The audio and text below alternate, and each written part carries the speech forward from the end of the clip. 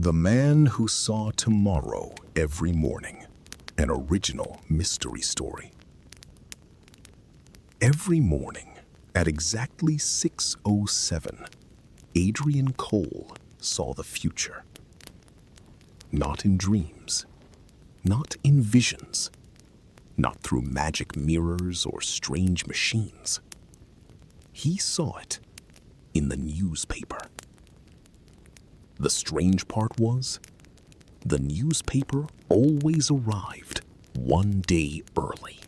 Adrian was a quiet man who lived alone in a small apartment above an old bookstore in Vermont.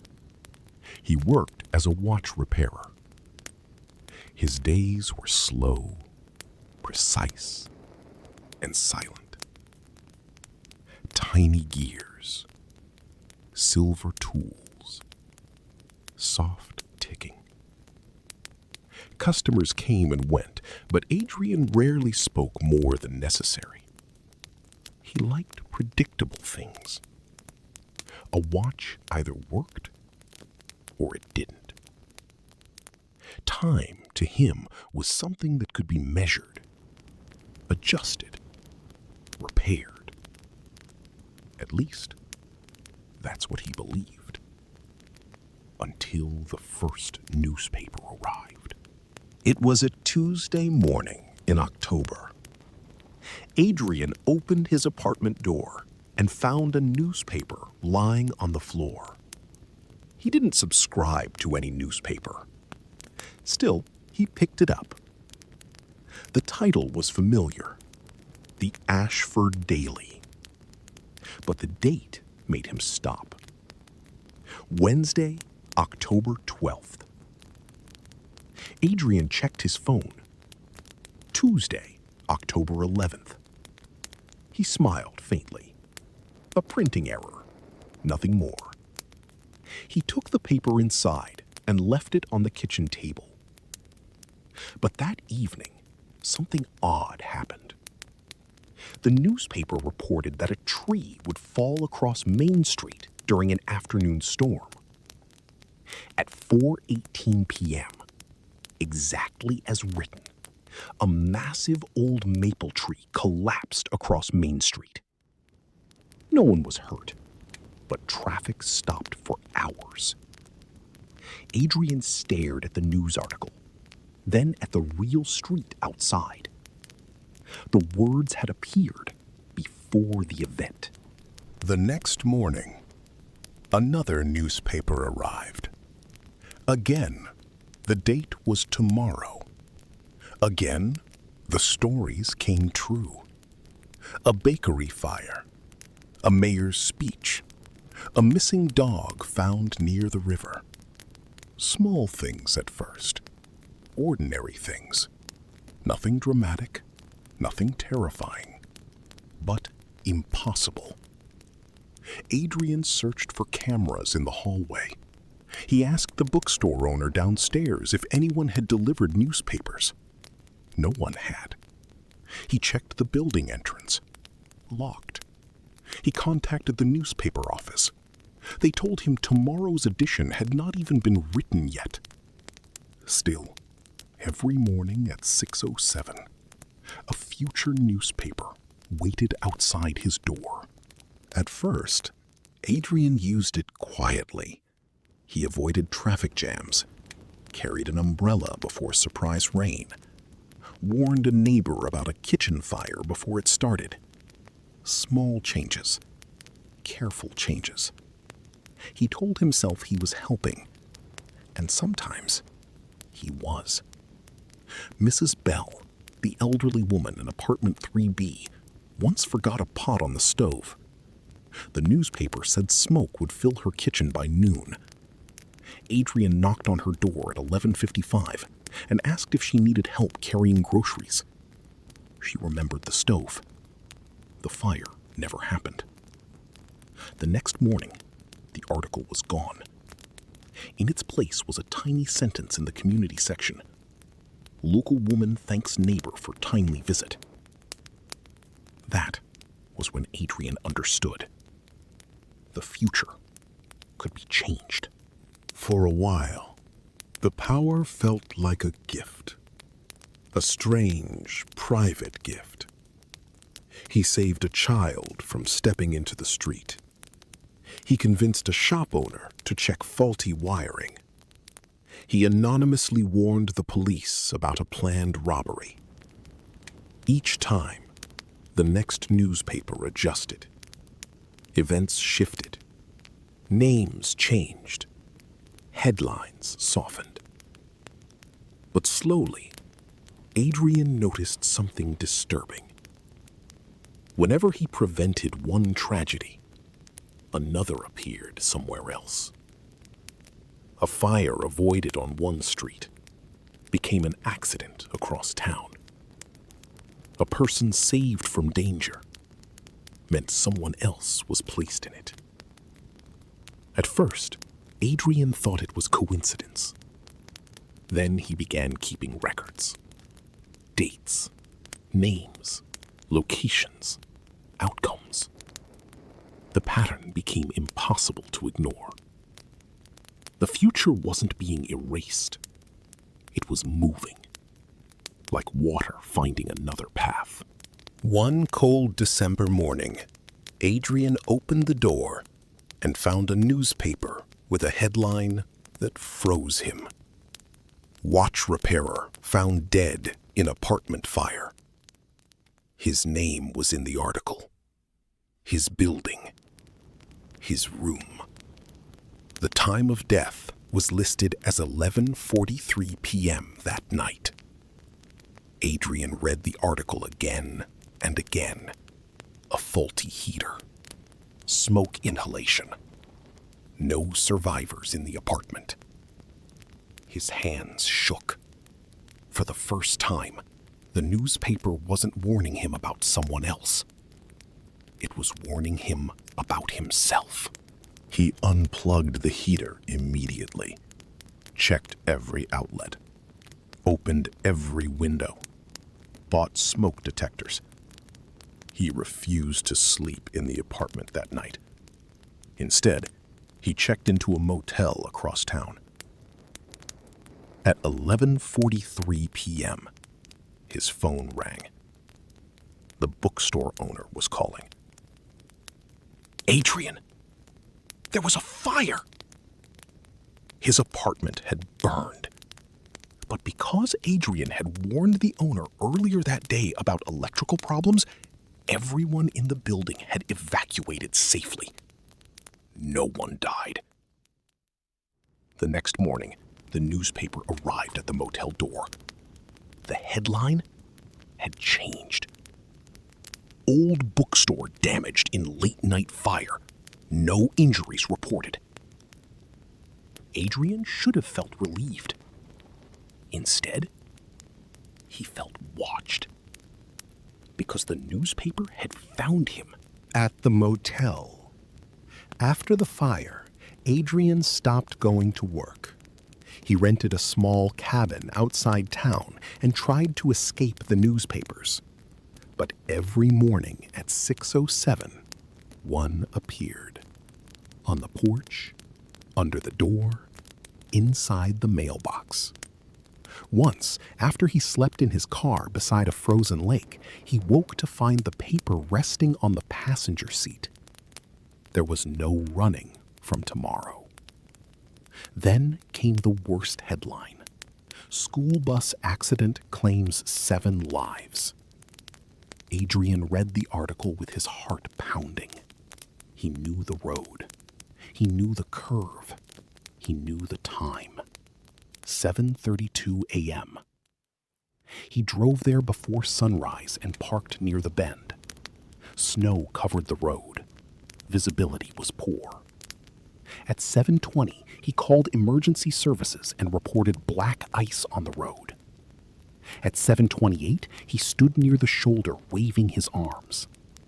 The bus slowed. A truck behind it braked too late, slid sideways, and stopped inches from the guardrail. Everyone survived. Adrian fell to his knees in the snow, shaking. He had changed the headline. He had saved them. But the next morning's newspaper carried another story. Hospital generator failure leaves critical patients at risk. The time listed was the exact moment the school bus accident should have happened. Adrian understood. The future had taken the danger somewhere else. He spent the next day warning the hospital. The generator was repaired. No one was harmed. But the following morning, another headline appeared. Then another. Then another. The newspaper was no longer a gift. It was a trap. Weeks passed. Adrian barely slept. His apartment was gone. His hands trembled too much to repair watches. His notebooks filled with timelines and corrections. Every page led to the same conclusion. He could change events, but he could not stop consequences. The more he interfered, the larger the disasters became. A broken window became a fire. A fire became an accident. An accident became a citywide blackout. The future was resisting him. One morning, the newspaper arrived with no headline, only a blank front page. At the center was a single sentence: "Stop reading." Adrian stared at it for a long time. Then he turned the page. Every page was blank, except the final one. There, printed in small black letters, was a message. You were never meant to fix tomorrow. You were meant to choose today. For the first time, there was no article, no warning, no time, no place. Only that message. Adrian didn't understand. Not yet. That afternoon, he returned to Ashford. The town looked normal. Children walked home from school. The bakery smelled of fresh bread. The bookstore was being repaired. People waved when they saw him. Many thanked him for small things he had done. A fire avoided. A dog found. A dangerous road reported. A life quietly saved. Adrian realized something then. He had spent so long fearing the future that he had stopped living in the present. He had treated every day like a puzzle to solve, every person like a headline to prevent, every choice like a calculation. But life was not a clock. It could not always be repaired by tightening the right screw. That evening, Adrian went back to the ruins of his old apartment above the bookstore. Among the damaged wood and smoke-stained walls, he found his grandfather's old pocket watch. It had stopped during the fire. The hands pointed to 11:43, the exact time he was supposed to die. Adrian cleaned the watch carefully. Then, instead of repairing it, he placed it in his pocket. Some things, he decided, did not need to keep ticking to have meaning. The next morning, Adrian woke before 6:07. He sat by the door and waited. At exactly 6:07, the newspaper slid under the door. He did not touch it. Minutes passed, then hours. By noon, the paper began to fade. By evening, it had become blank. By nightfall, it was gone. The next morning, no newspaper came. nor the morning after that. For the first time in months, Adrian stepped outside without knowing what would happen. The sky was gray. The air smelled of rain. A woman hurried past with a broken umbrella. A child laughed near the bookstore window. Somewhere, a church bell rang. Ordinary sounds, ordinary life. And for the first time, ordinary felt beautiful. Years later, people in Ashford still told stories about Adrian Cole. Some said he had saved more lives than anyone knew. Others said he had gone mad after the fire. A few whispered that he could predict the future. Adrian never confirmed anything. He reopened his watch shop. He repaired clocks, fixed broken straps, replaced tiny gears. But above his workbench, he hung a small wooden sign. Customers often noticed it and smiled. It read, "Time is not a thing to control. It is a thing to spend wisely." And every morning, at exactly 6:07, Adrian still paused. Not because he expected a newspaper, not anymore. He paused simply to breathe, to listen, to remember that tomorrow would come on its own. And today was still his. The end. The Mystery of the 100-Year-Old Bank Vault, an original mystery story. In the center of the quiet town of Milford stood an old brick bank that no one had entered for almost 20 years. Its windows were covered with dust. Its wooden doors were locked with chains. And above the entrance, faded gold letters still read, "Milford Trust Bank, 1924. Most people walked past without looking twice. But everyone in town knew one thing about that building. Deep beneath the floor, behind a round steel door heavier than a car, was a vault that had not been opened in 100 years. The story began in 1924, when Milford was a busy railway town. Farmers brought grain. Merchants sold tools. Families saved coins in small envelopes. And the richest man in town, Arthur Whitmore, built the bank. People said the vault was the strongest in the state.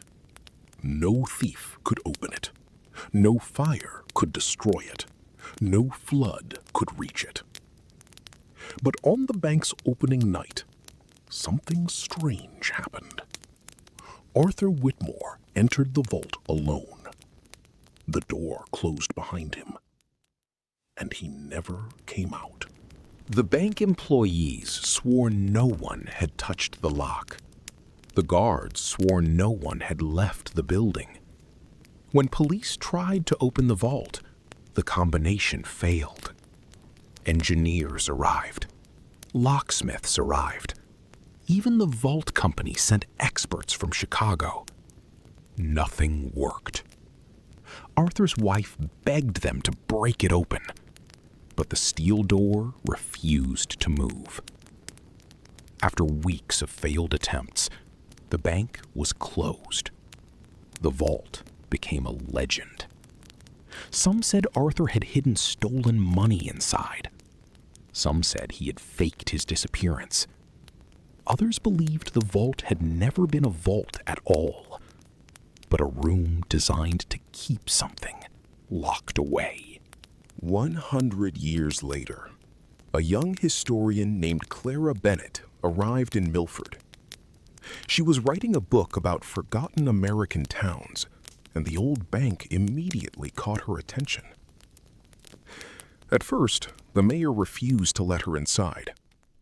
People have wasted years chasing that story, he said. There's nothing in there but dust. But Clara had found something no one else had.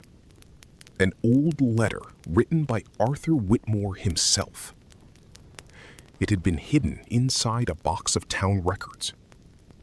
The letter was dated the night before he disappeared. It read, "If the vault remains sealed for 100 years, then let it be opened. Not before, not by force. The truth inside belongs only to those who are willing to wait." Clara checked the date again. Exactly 100 years had passed. The next morning, the old bank was opened for the first time in decades. Dust floated through the sunlight. The floor creaked beneath every step. Old teller windows stood like museum displays. A calendar on the wall still showed October 1924. Clara walked slowly toward the back room. There it was, the vault. A massive round door of blackened steel. Cold, silent, untouched by time.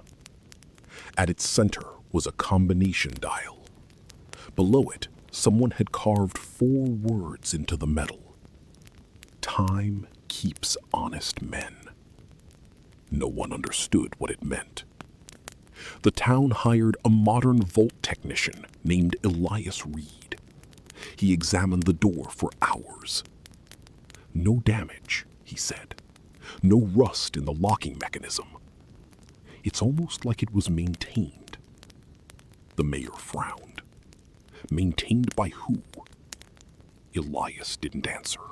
Clara studied Arthur's letter again. Not before, not by force. The truth belongs to those willing to wait. Then she noticed something odd. The letter contained several numbers hidden in the first letters of each line.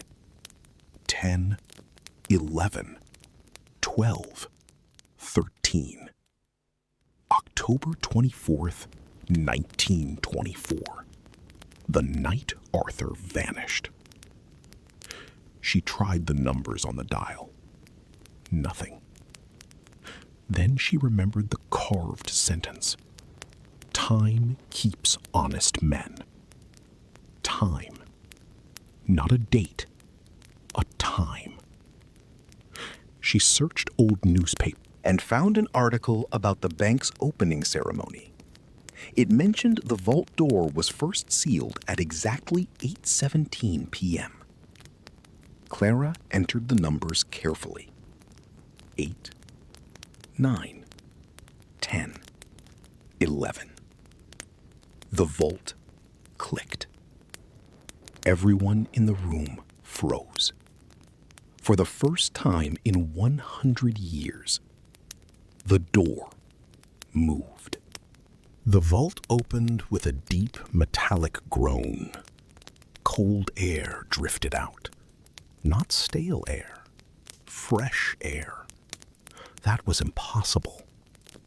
Inside, the beam of Clara's flashlight revealed shelves, safe boxes, old ledgers, and in the center of the room, a wooden chair. On the chair sat a man's coat, Arthur Whitmore's coat. But there was no body, no skeleton, no sign that anyone had died inside. Only a second steel door on the far wall, a door no one knew existed. Elias whispered, "This wasn't on the original plans." Clara stepped closer.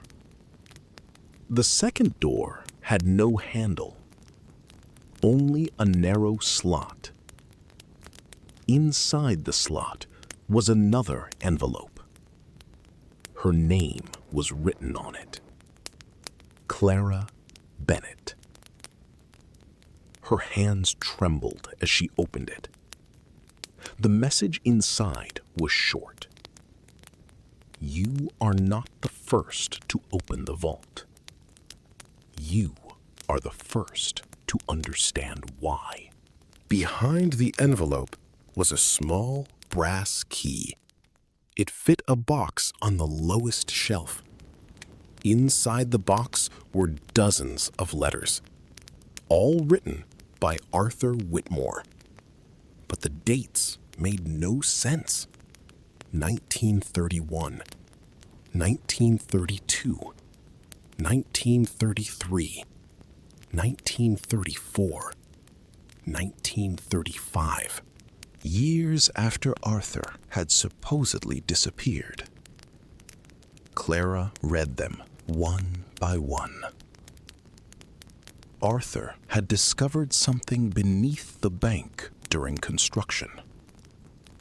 An old underground chamber built long before Milford existed. Inside that chamber was a strange machine. Not large, not loud, just a circle of brass rings and glass tubes. Arthur believed it could open brief windows into the future. Only minutes at first, then years. He used it to make money. He saw market crashes before they happened, bank failures before they spread, droughts, railway accidents, wars. He thought he could protect Milford. But every time he changed one event, another changed with it. A family saved in 1 year became a family lost in another. A business protected caused another to collapse. Arthur slowly realized the machine was not showing him the future.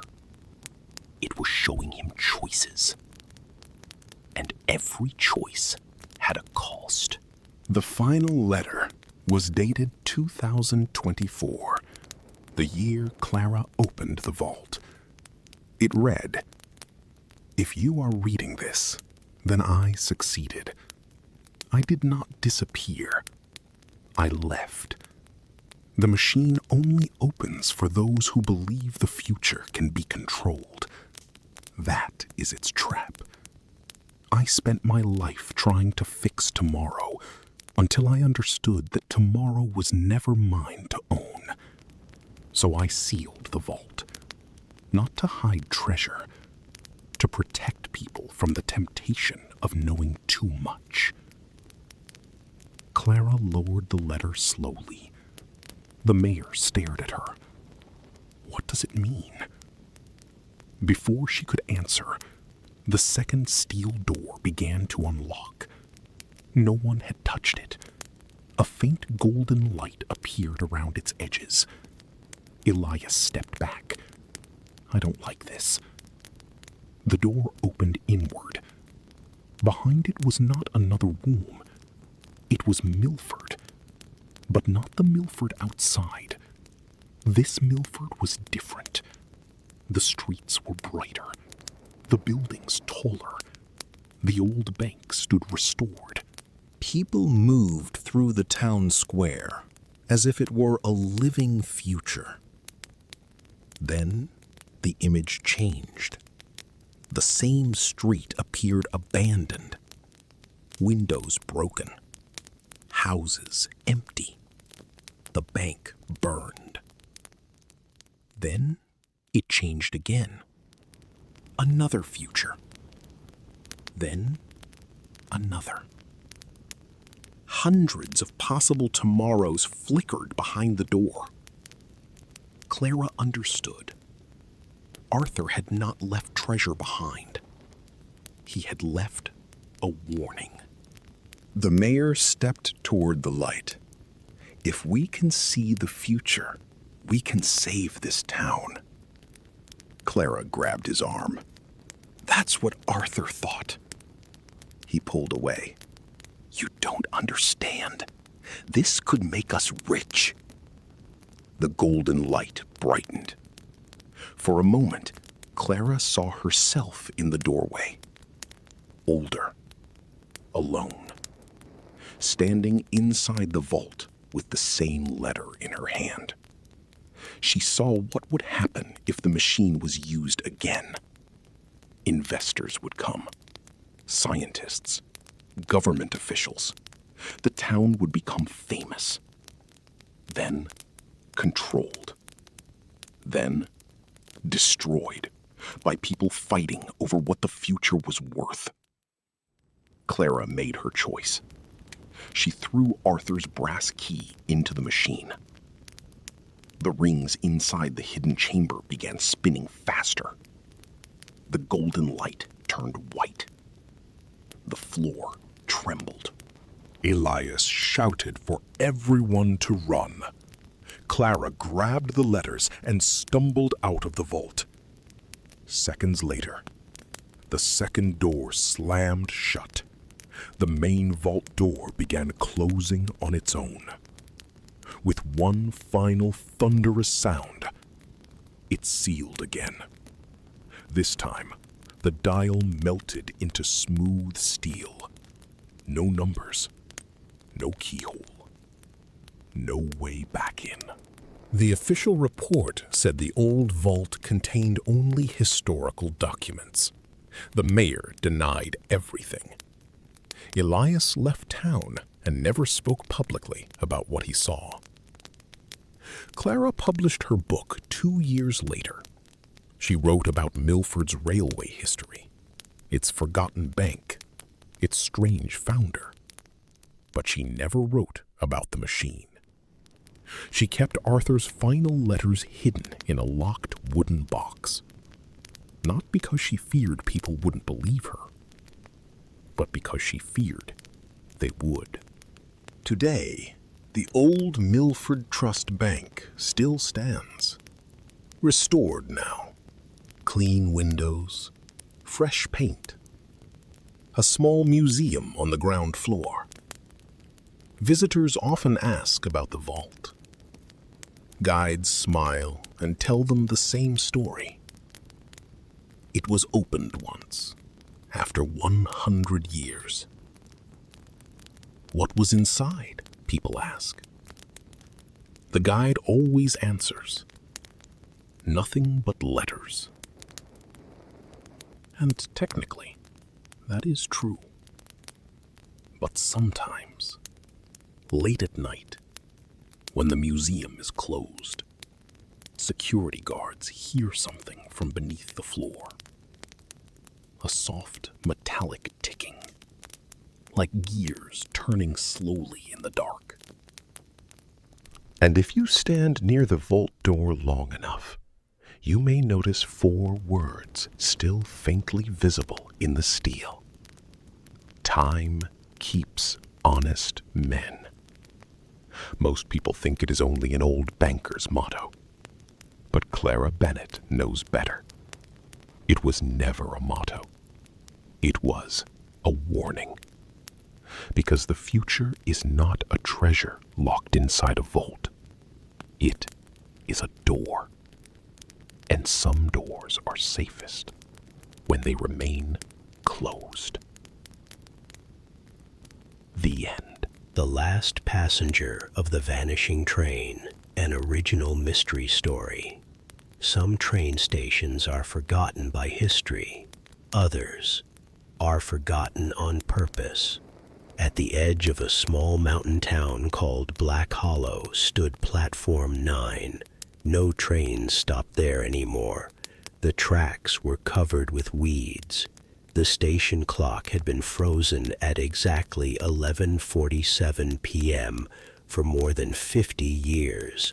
Yet every November, someone claimed to hear a train arriving. No one ever saw it, except the last passenger.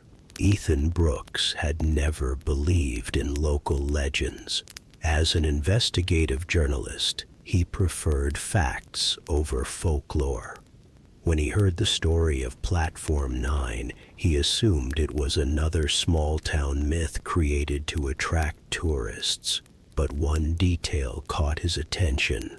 Every witness described the same train, a silver passenger train with glowing yellow windows, no engine number, no company logo, and according to every report, it only appeared once each year. Exactly at 11:47 p.m., Curiosity 1. Ethan packed his camera, voice recorder, and notebook and drove to Black Hollow. The station looked abandoned. Broken benches, cracked ticket windows, rusty tracks disappearing into the forest. Only one old caretaker remained. His name was Walter. He had worked at the station since the 1960s. When Ethan mentioned the disappearing train, Walter's smile vanished. "You can watch, but don't get on," Ethan laughed. "There isn't even a train." Walter looked toward the empty tracks. "There will be." That night, cold fog rolled across the platform. The town became silent. No wind, no birds, only the ticking of Ethan's wristwatch. 11:46. Then, the frozen station clock moved. For the first time in decades, 1 second, then another. 11:47. A distant whistle echoed through the valley. The rails began vibrating. A bright headlight appeared inside the fog.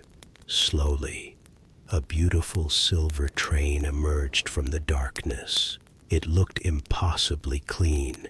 Its polished steel reflected the moonlight. Every window glowed with warm golden light. Yet there was almost no sound. The train stopped perfectly beside Platform 9. Its doors opened. No passengers stepped out. Only a conductor wearing a dark blue uniform. He tipped his hat. Final boarding. Walter stepped backward. Ethan stepped forward. "This can't be real," the conductor smiled. "Reality depends on where you're standing." Before Walter could stop him, Ethan climbed aboard. The doors closed. The train departed, silently. Inside, everything felt strangely familiar. Wooden walls, brass lamps, soft jazz playing somewhere in the distance. About 20 passengers sat quietly reading newspapers. None spoke. None looked at Ethan. He walked through the carriage. Something felt wrong. Every newspaper carried a different year. 1952, 1953, 1954, 1955. Each passenger seemed to belong to a different decade. Then Ethan noticed the windows. Outside, the forest wasn't moving. Instead, the scenery kept changing. Snow, summer, autumn, spring, entire seasons passed in seconds. The conductor approached. "First journey." Ethan nodded. "What train is this?" "The Midnight Express." "Where are we going?" The conductor answered calmly. "Forward." "Forward where?" "Tomorrow." Hours seemed to pass, or maybe minutes. Time felt different.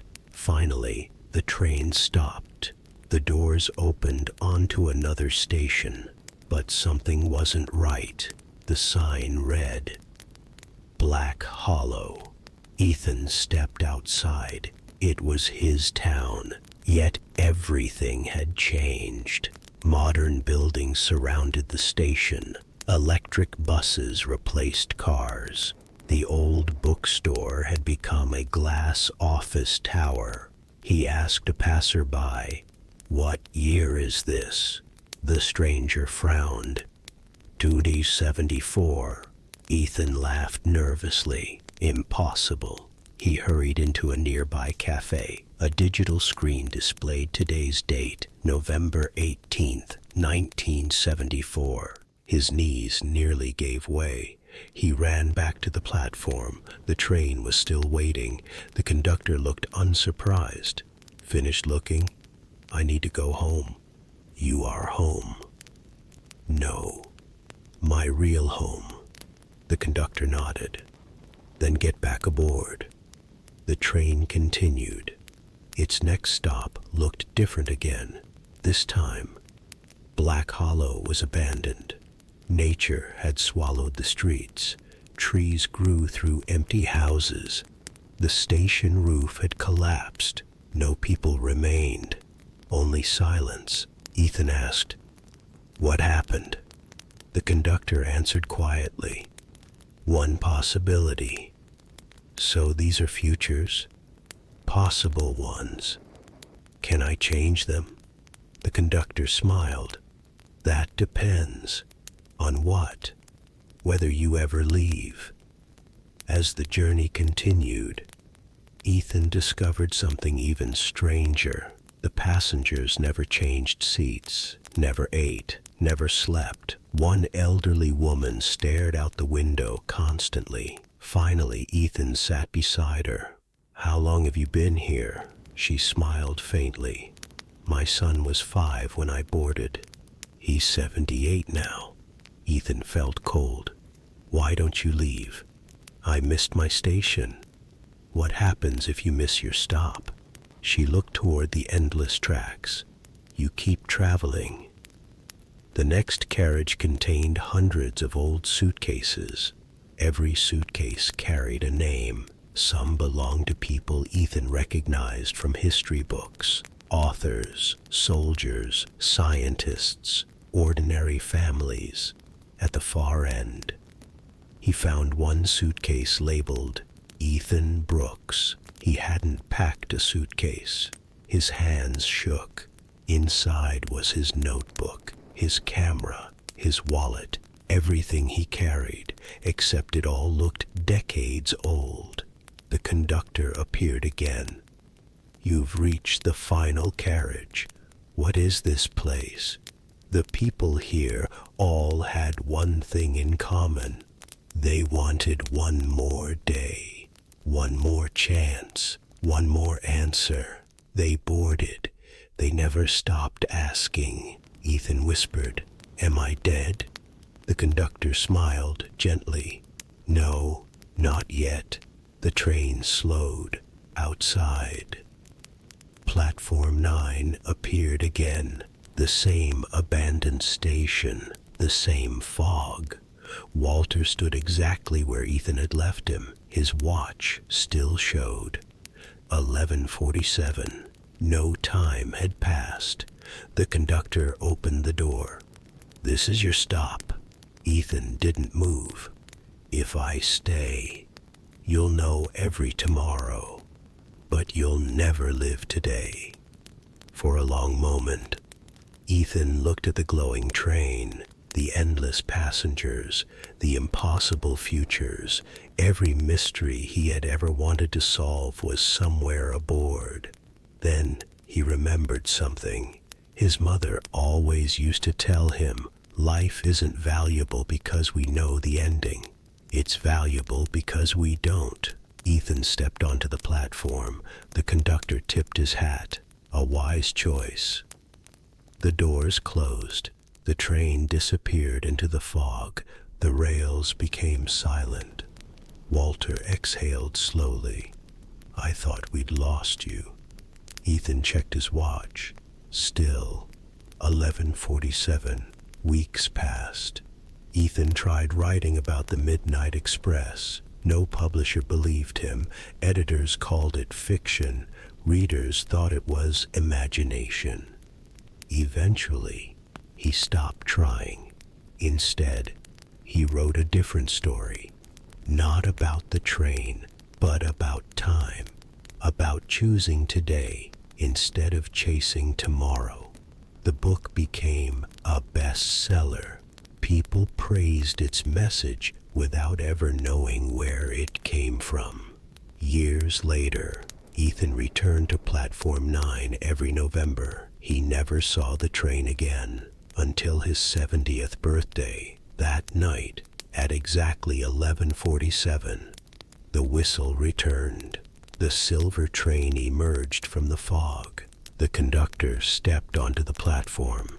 "You've lived well," Ethan smiled. "I'm not boarding." The conductor nodded. "I know. This train only returns for one reason." He handed Ethan a small envelope. Inside was a single ticket. Across it were printed 4 words, "Valid when you're ready." The conductor climbed aboard. The train vanished once more. Today. Platform 9 has become a hiking trail. Most visitors never notice the old tracks hidden beneath the grass, but local people still tell one story. If you're standing there on a cold November night and the station clock suddenly begins moving again, don't follow the light. Don't board the silver train, because everyone believes they're searching for tomorrow until they discover tomorrow never really ends. And somewhere beyond the fog, the last passenger is always waiting for someone new to take his seat. The end. The City Beneath the Ice. An original mystery story. No one believed there could be a city beneath the ice. Not under that much ice. Not in Antarctica.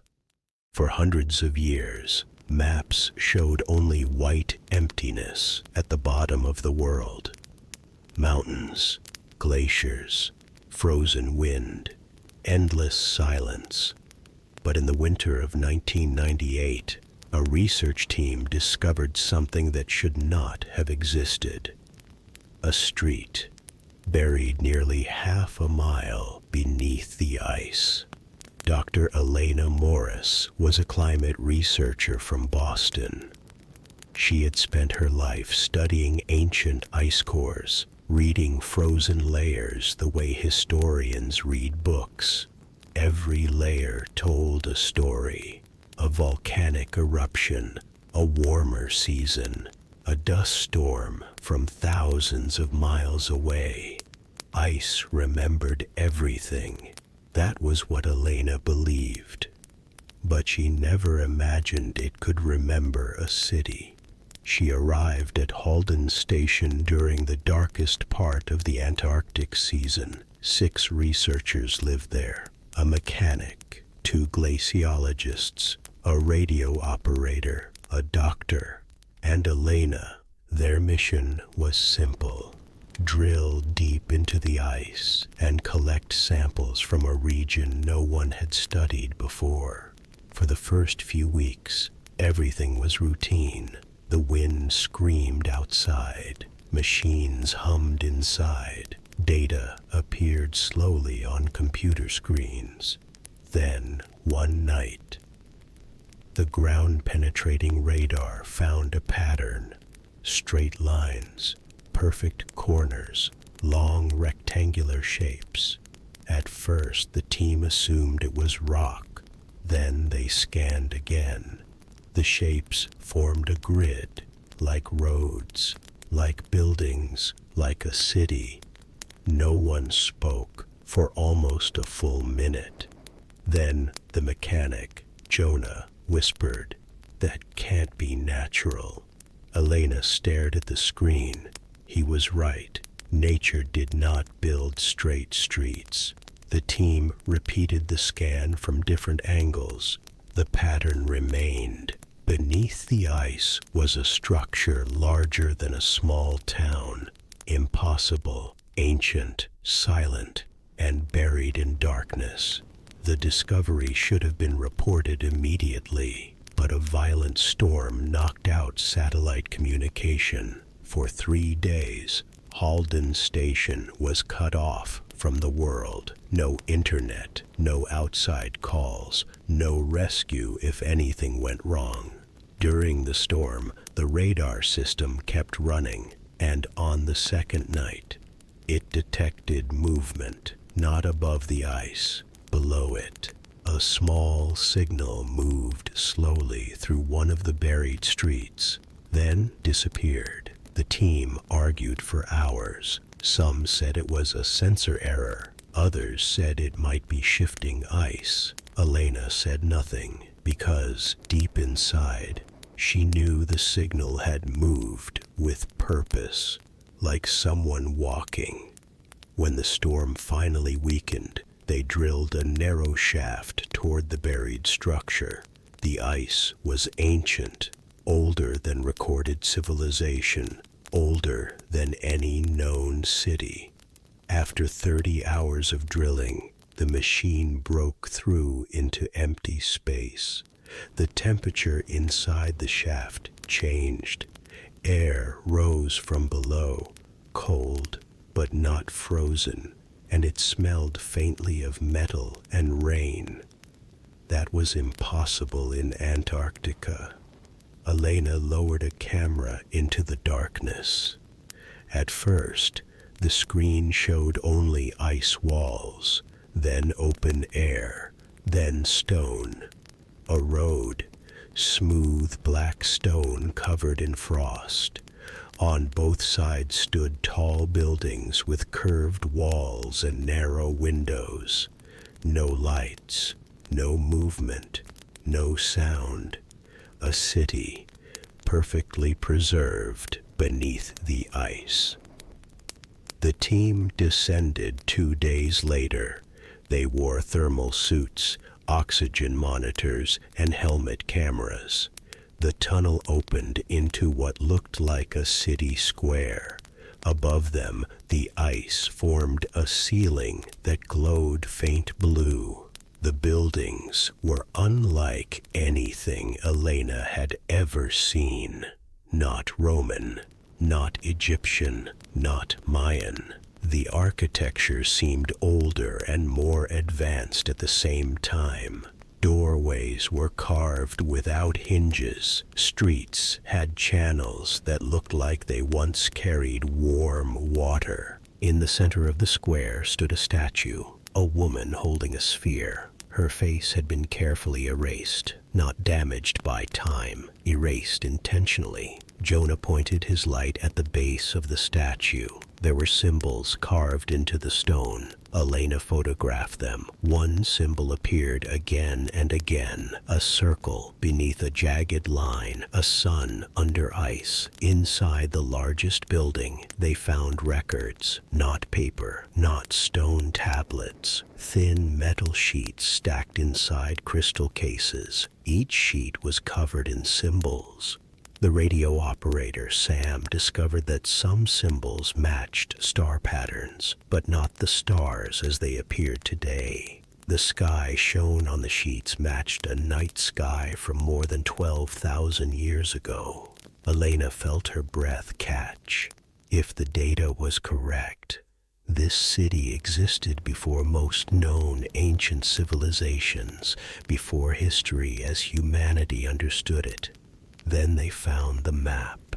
It showed the world not as it looked now, but as it might have looked before the ice swallowed the continent. Antarctica appeared green. Rivers crossed it. Mountains stood under open sky, and at the center was the city beneath their feet. Its name, translated roughly from repeated symbols, seemed to mean Oren Kai, the last warm place. As the team explored deeper, they discovered signs of evacuation. Homes were empty, tools left behind, tables set with bowls, children's toys resting beside doorways. It looked as if the entire population had left quickly, but calmly. There were no signs of battle, no collapsed walls, no bodies, only absence. A city abandoned before the ice arrived. But why and where had everyone gone? The answer waited beneath the central tower. A spiral staircase led down into a circular chamber. At its center stood a machine made of dark metal and glass. It was silent, but not broken. Around the walls were carved images. Elena studied them one by one. They told a story. The people of Oren Kai had known the ice was coming, not from weather, not from winter, from the sky. A great change in the heavens, a long cooling. a darkness that would cover the southern lands. They built the machine to preserve their city, not to save themselves, to save their memory. The machine had created a shell of warmth beneath the ice for thousands of years, a hidden bubble of air, a tomb without bodies, a museum for a civilization no one remembered. Then Sam noticed something terrible. The machine was failing, slowly, quietly. The temperature inside the city had begun dropping. The ice ceiling above them was pressing lower every year. Soon, Kai would collapse. The city had survived 12,000 years, but not much longer. Elena realized the truth. They were not the first explorers. They were the last witnesses. That night, back at camp, Elena reviewed the footage, frame by frame, the empty streets, the erased statue, the symbols, the machine. Then she saw something that made her stop. In one clip, at the far end of a street, a figure stood in the darkness, human-shaped, tall, still, watching. She replayed the footage. The figure was there for 3 seconds, then gone. No one remembered seeing it. No heat signature appeared on the sensors. No footprints were found. The next morning, Jonah refused to go back down. Sam called it camera noise. Elena said nothing, but she returned anyway. Alone, she walked through the city square. The blue ice ceiling glowed above her. Every sound echoed, her boots on stone, her breathing, her heartbeat.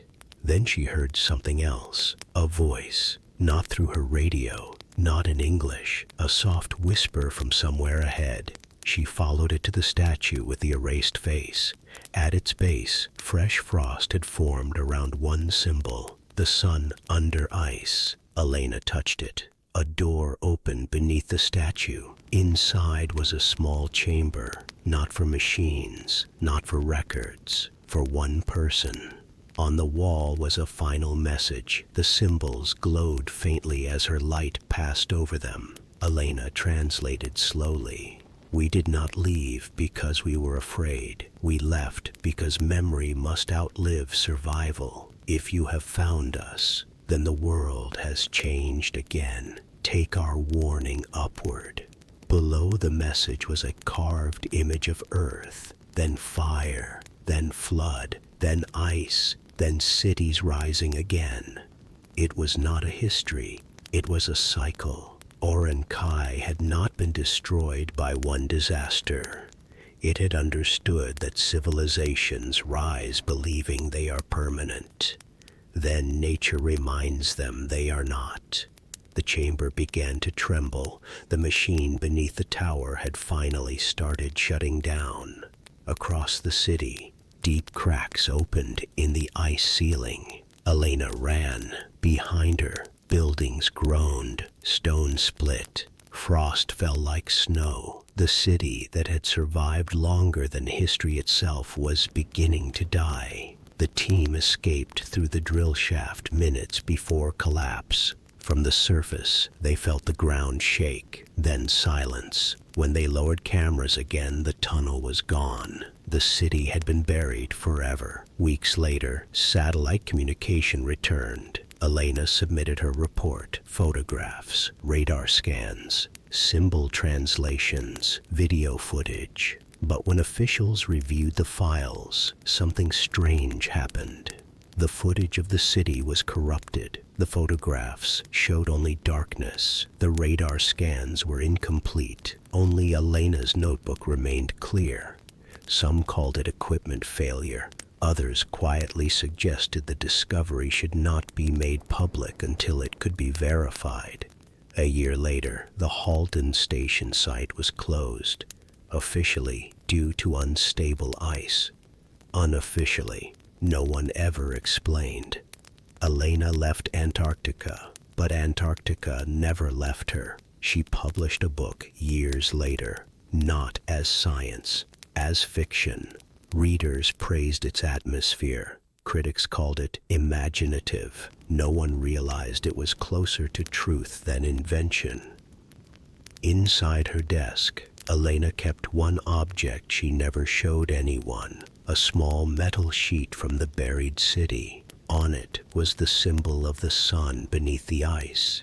Sometimes on cold nights, the metal grew warm, and once every year, on the anniversary of the discovery, a thin layer of frost forms across its surface. In the frost appears one sentence, written in symbols Elena still remembers. The ice does not forget. Today, Antarctica remains mostly silent, white, empty, endless. Scientists cross its surface with machines and maps. Planes fly over mountains no human eye had seen for thousands of years. And beneath the ice, perhaps there are other places still waiting, other streets, other towers, other memories, because the world is much older than we imagine. And sometimes, history is not buried in the ground. Sometimes it sleeps beneath the ice, waiting for the day someone drills deep enough to wake it again. The end.